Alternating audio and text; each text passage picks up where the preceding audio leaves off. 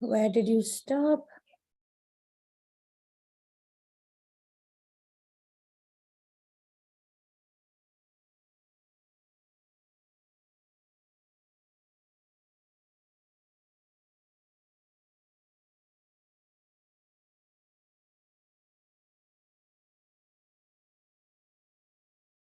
You're not?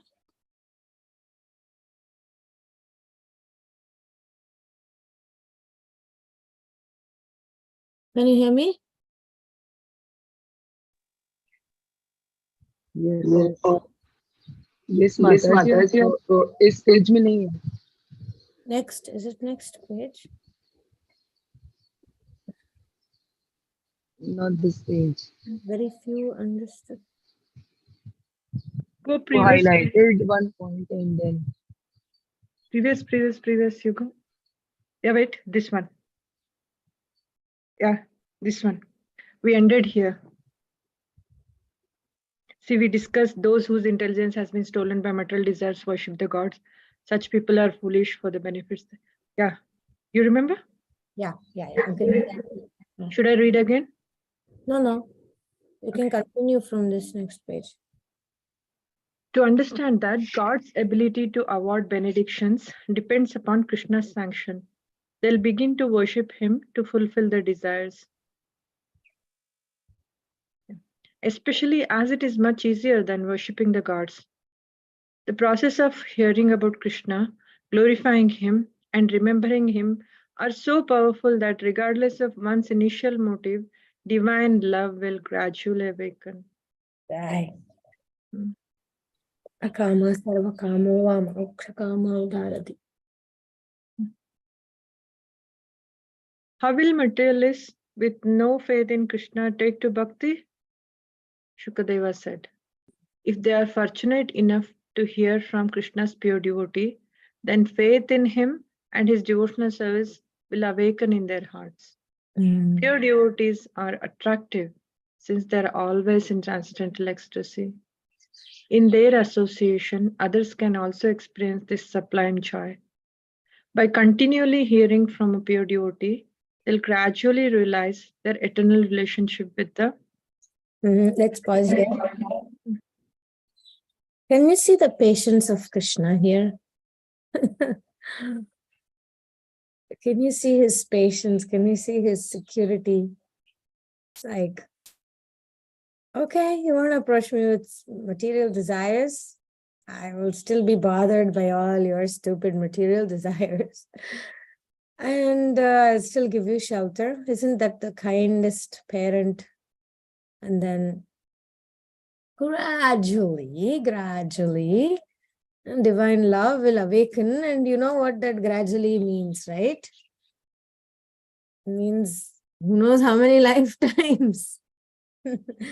And Krishna is so patient. So patient. We as preachers, sometimes we are rushing. We are thinking, oh, these people have to take up the Krishna consciousness right now.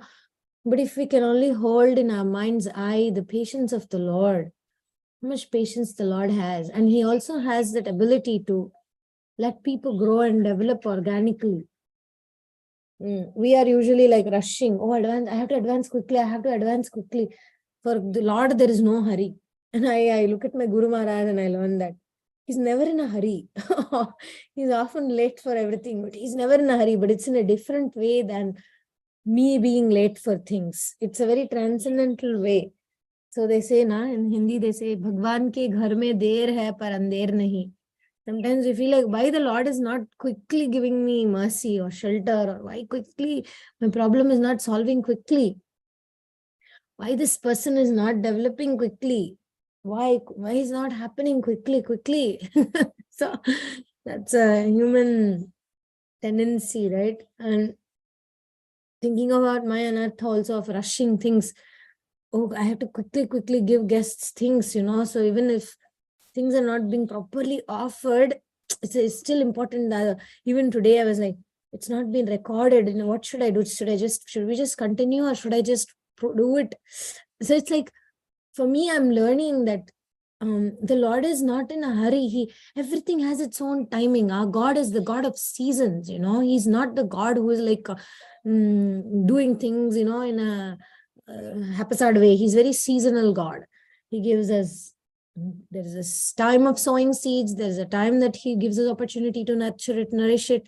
There's a time that we have to be vulnerable. And then there is a time that there is a tree, and then there is the fruits. It's not like it happens, all the time as we want. It's seasonal. So I like that. I like that faith that seasons are there. If today the sowing of the seed is happening, tomorrow there will be the harvesting. And if we're thinking, oh my God, why I can't harvest right now? Why the harvesting is not happening? About anything, maybe anything. Maybe a particular quality, maybe a particular habit, maybe a particular realization, maybe a particular relationship. Our God is a God of seasons. Any question? Yeah, I mean, I'm thinking about the patience of Krishna, and I'm like, oh, Krishna.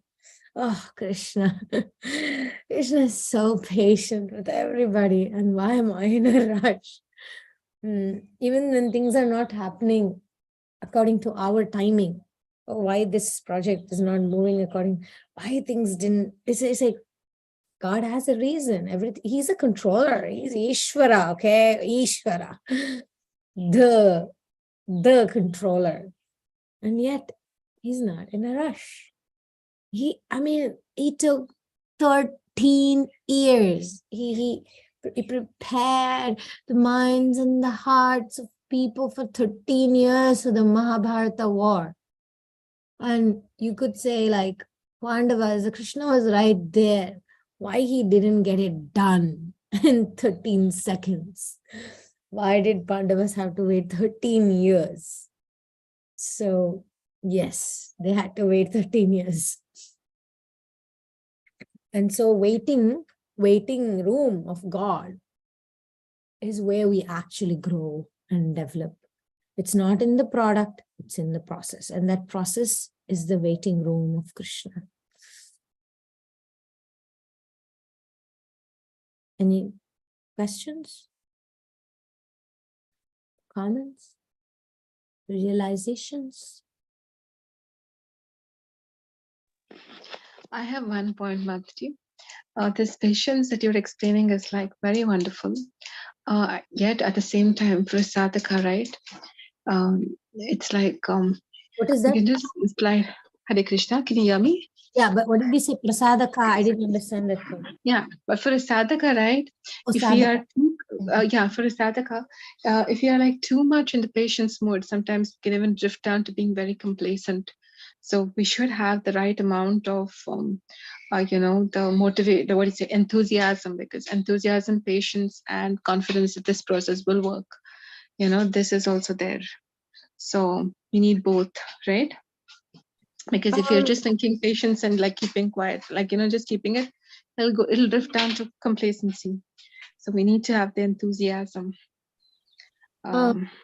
Yeah, I think the Utsaha Nishchaya Dhairyat was, Yeah, correct. Dhairyat is patience, definitely. No, what do you say? It's not like black and, it's not like, Yeah, one or right. the It's not other. either of the, it's not like extremes. Yeah. Either extremes is like nothing. We should be on At like, the middle. At the same time, there's always that at the same time coming. At the same time, humility. Correct. Yes, one thing is Vilas Manjari, who broke her arm or something and she cannot move her arm and she's sitting there and she has to be patient. And she cannot do all the things like keep her house the way she wants to keep, okay?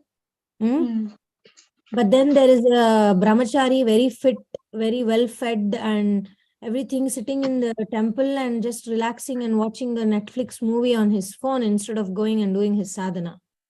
So what I'm trying to say is we usually need to make a clear distinction between when are the times we need to be humble, and Krishna kind of puts us in situation, motherhood, right?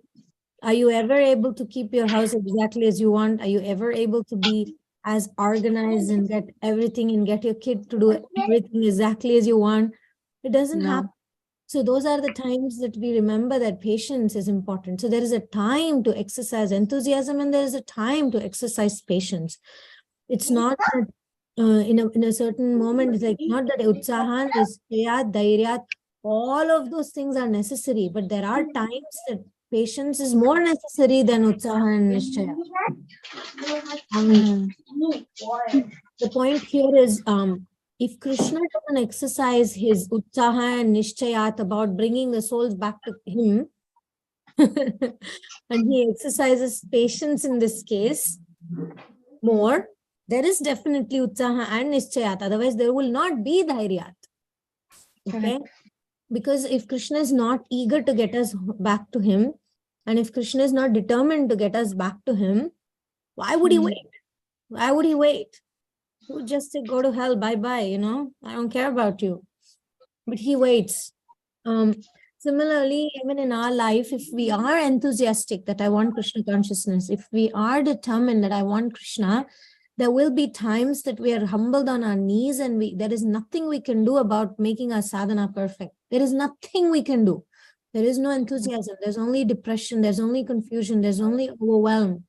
There's only a complete, utter sense of powerlessness and helplessness in certain life situations. And those are the moments we need to remember that Krishna is a seasonal God and he's putting us through this waiting, and we are in the God's waiting room, and he is patient, and so should I be. And we cannot force ourselves to be enthusiastic and determined in times like that. Okay, so, you know, for certain people, being disciplined, keeping everything nice comes naturally, easily. And when they cannot do it, it is freaking them out. It's more about them, you know, it's more about them. And Krishna is like putting them in a situation where they cannot be attached to that. And there is a higher principle. There's something Krishna wants us to learn. So, yes, it is true that enthusiasm and determination is very important. And then only we can be dhairyat. But the simple rule of life is even a blade of grass doesn't move unless the Lord wills it. How can we become perfect sadhakas if it is not the desire of the Lord? So it's like it's not a, as you said, it's not one either or. Okay, it is, yes, we do our best, but even after doing our best, when we hit that rock bottom, we take that as a beautiful springboard of humility, after which there will be rain and there will be sunshine, and that plant that we are putting in our hearts will grow. But we just need to be patient and wait in God's waiting room. Also, in certain circumstances, in Ishchayat, our determination and our enthusiasm can do nothing to change, say, a ill health of a family member or a difficult situation of somebody. There's nothing we can do except be patient. Like how we were discussing, we just have to stay afloat, right?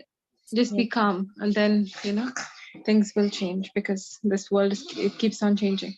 And also yesterday, right, I was just reflecting about this point that you were saying, that you had to offer, and then the kid was asking.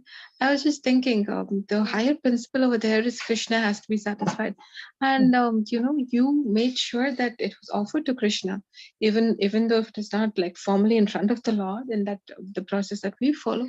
You still did not bypass Krishna, and then, you know, you do not give it, right? So I was just thinking the same thing with the Yagna Patnis, right? Their mood was, you know, Krishna really wants it. So, you know, even though the husbands were saying, no, this is the process, Yagna has to happen, only then we can give the prasadam.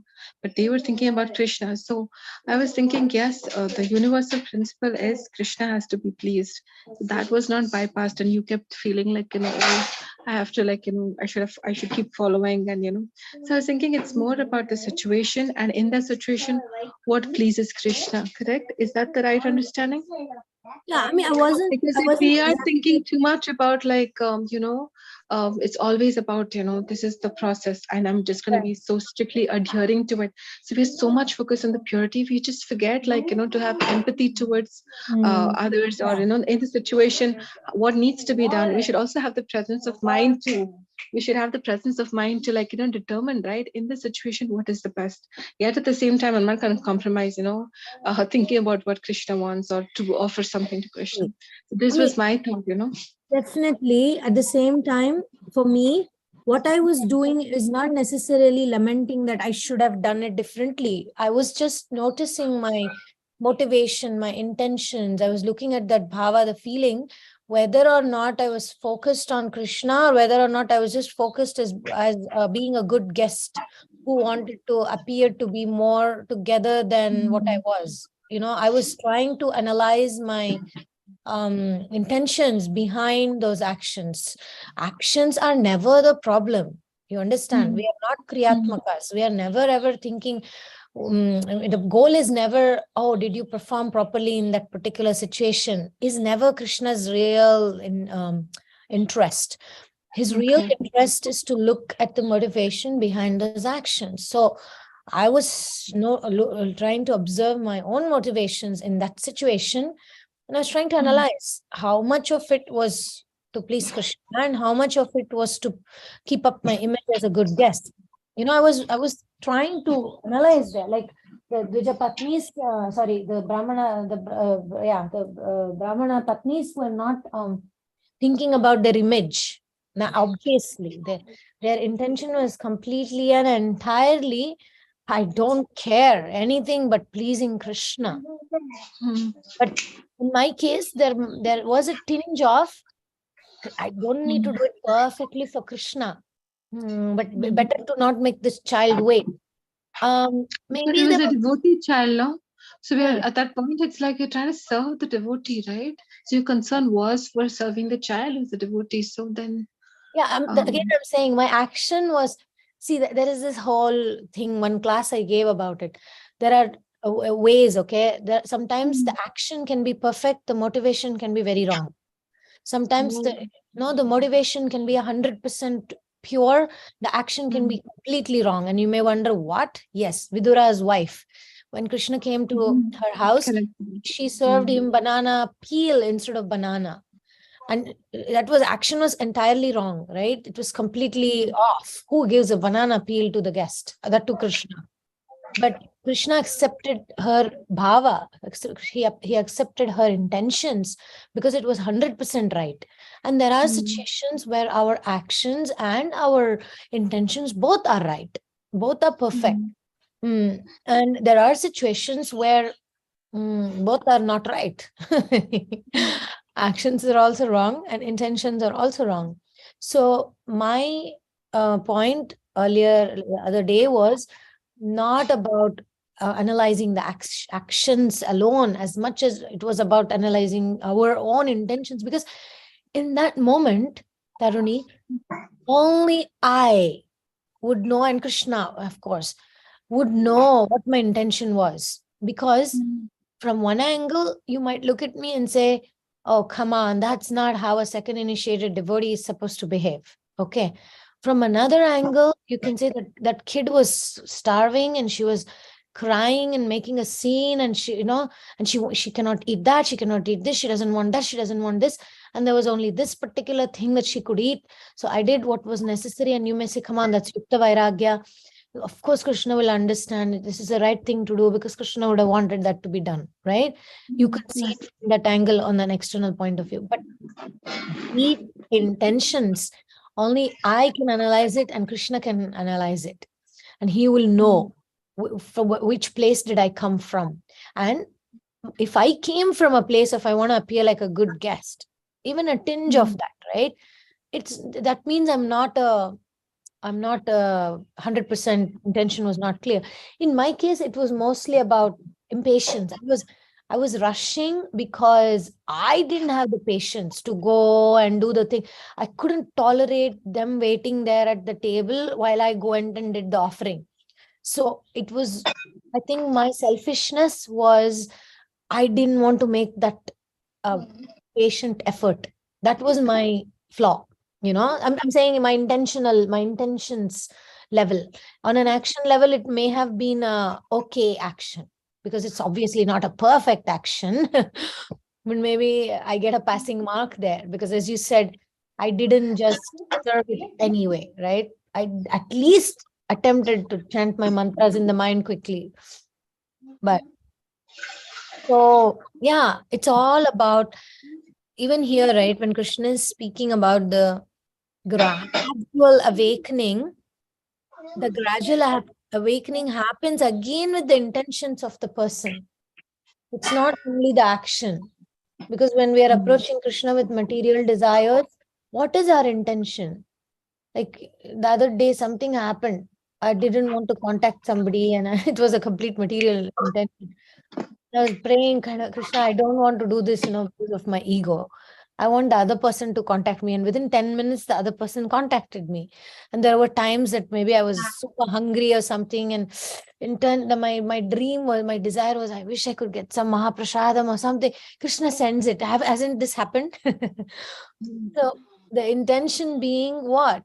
I'm starving and I don't want to go on in this way. So intention, motivation, the mood, the feeling, the attitude. We're focusing on that. Got it. Got it, Mataji. Okay. Let's continue.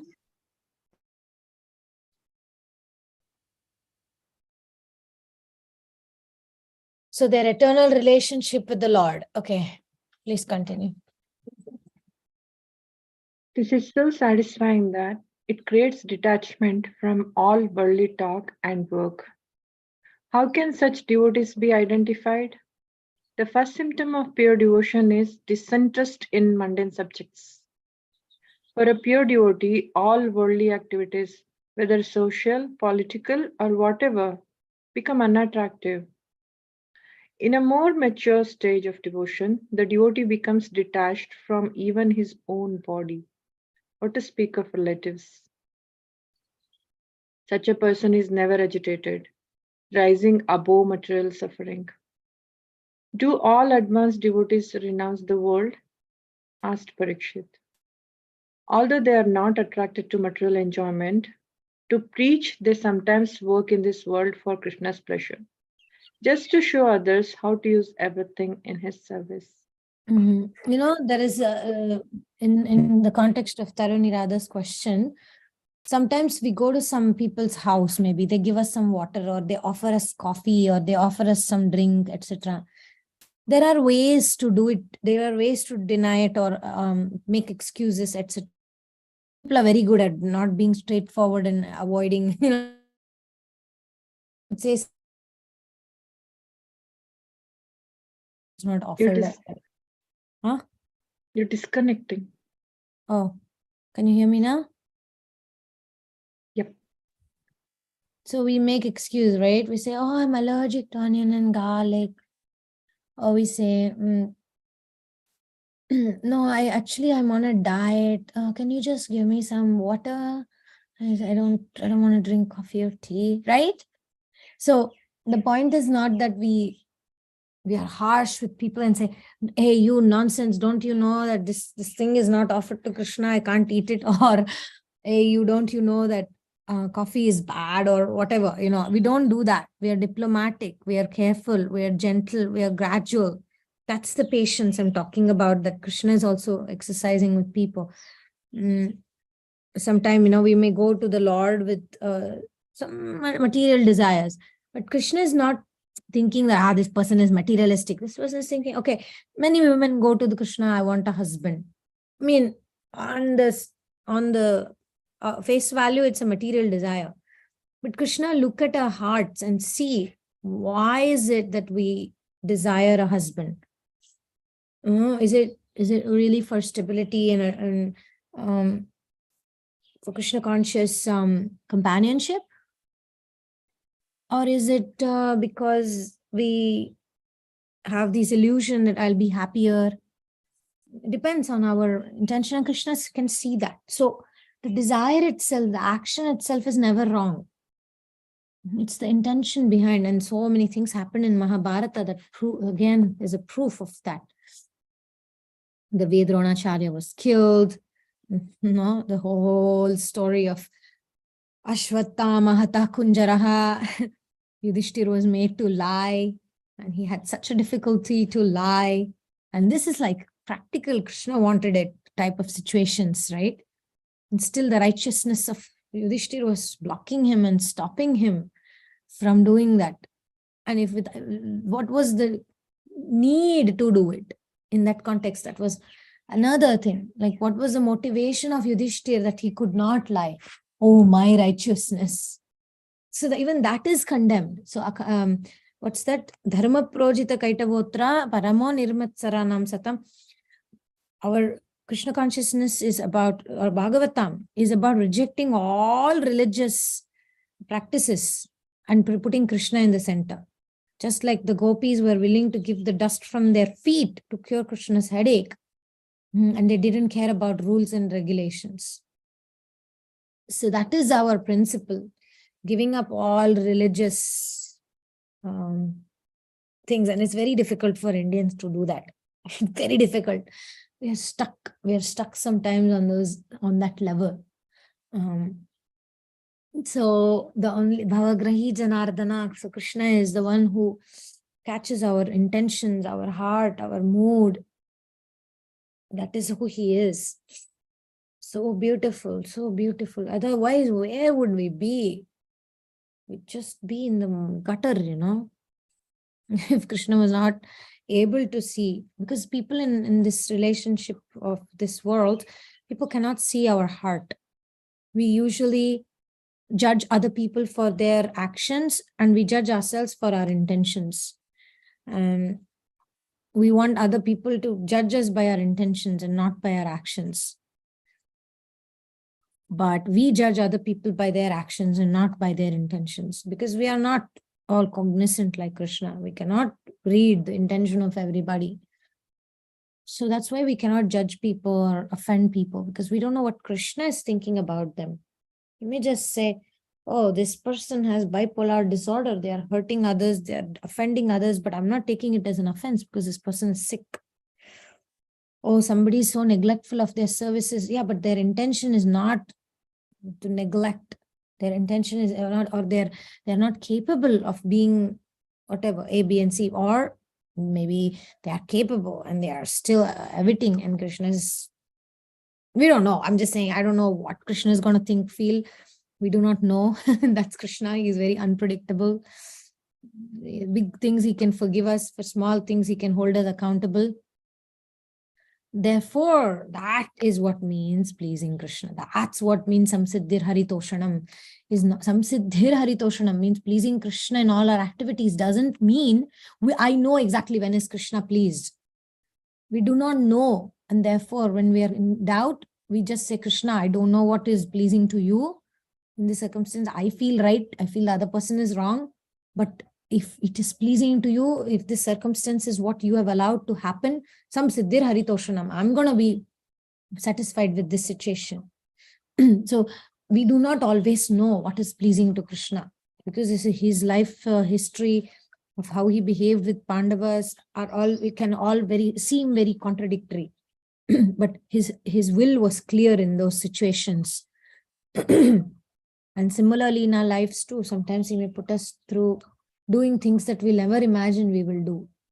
Put us on our knees and humbling us, not being, like some of us don't like to take help. And he may put us in helpless situations where we have to beg help from others. And we may say, I don't like to do it. It's not the right way. We may give quotes and quotes about it. But Krishna is smiling there and saying, but I have a plan for you. I'm crushing your false ego because I have a better chapter in your next part of your life. So, what was the principle? The principle here is,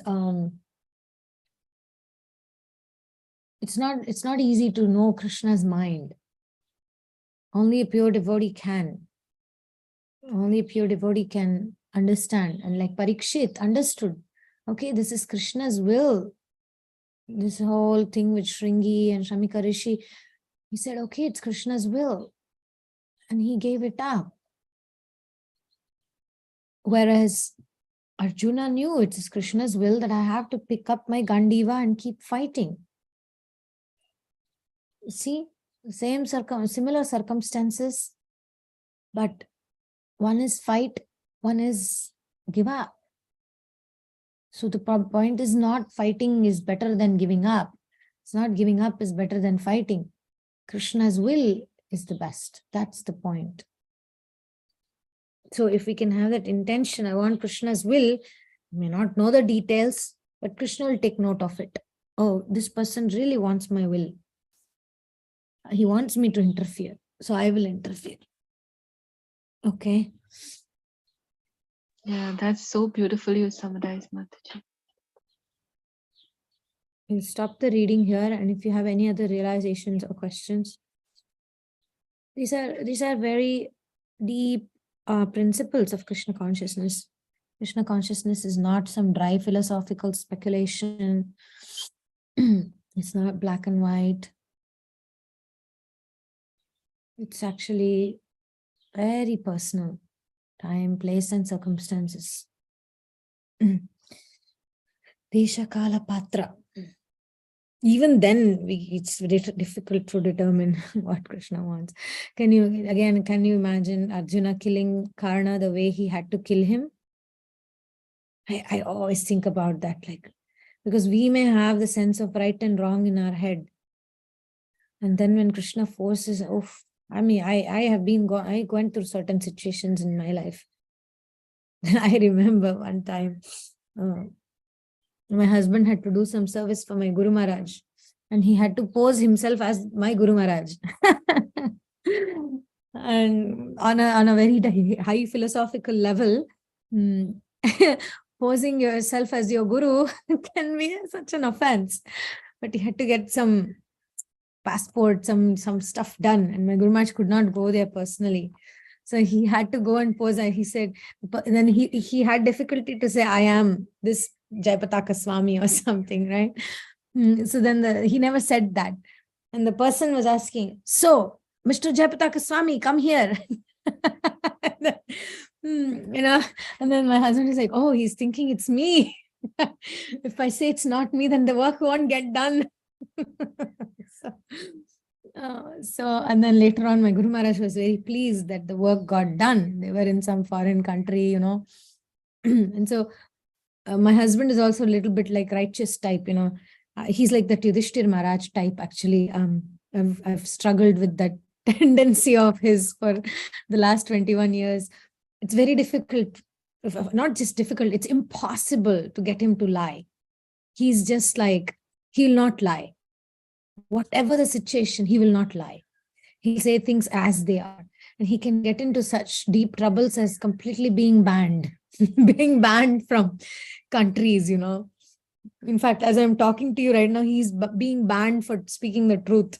Different situations. So I know that difficulty, but the point is, like, what does Krishna want in that particular circumstance for his service? It's a huge highlight of his life, because one of those times that he couldn't speak the truth, he couldn't tell them, I am not Jayapataka Swami, but he had to get the work done. So like that, sometimes Krishna puts us in situations. Also, for me, it happens often, like, not often. I mean, some big things in my life, like, it's not something I want to do. It's very humbling. It makes me feel so embarrassed. I would never want to do that. And if I had to choose it, but I can see that Krishna is putting me in that most humble position to do something I don't like to do.